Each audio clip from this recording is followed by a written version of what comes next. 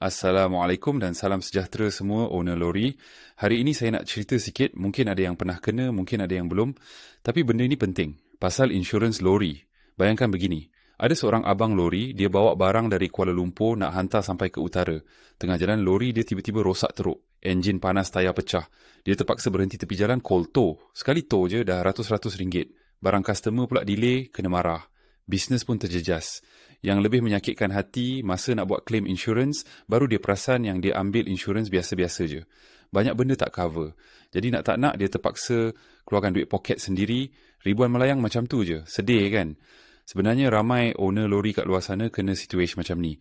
Sebab masa beli insurance dulu, mereka fikir janji ada insurance cukup lah. Padahal insurance lori ni ada banyak level perlindungan. Lain lori, lain permit, lain juga coverage dia. Sebab tu kalau ada lori, lebih-lebih lagi untuk permit A dan C, kita kena ambil insurans yang betul-betul cover.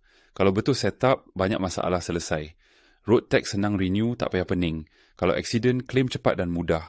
Kalau lori rosak tengah jalan, ada towing yang cover, tak payah keluar cash ribu-ribu. Dan yang paling best untuk permit A dan C ni, komisen dia memang lagi besar. Manfaat pun jauh lebih padu. Ramai fikir insurans lori ini mahal. Tapi cuba fikir balik.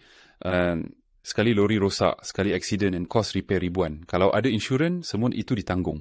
Bayaran bulanan sebenarnya jauh lebih rendah kalau nak banding dengan kerugian bila tak ada perlindungan. Saya selalu pesan pada klien, jangan tunggu kena dulu baru nak menyesal. Macam kisah abang lori tadi, dia baru sedar lepas duit sendiri melayang. Tapi kita ada pilihan. Kita boleh lindung lori kita, lindung bisnes kita, dan yang paling penting, lindung rezeki kita. Mudah saja sebenarnya, kau boleh klik link abanginsurance.com. Sekarang terus dapat kuotasi percuma. Kau akan nampak sendiri berapa murah insurans lori kau boleh dapat dengan coverage penuh. Jangan ambil ringan bab insurans lori. Kalau ada lori, ada risiko. Tapi kalau ada insurans lengkap, ada ketenangan. Harga mampu milik, manfaat jutaan. Jadi jangan tunggu sampai lori tersadai tengah jalan baru nak menyesal.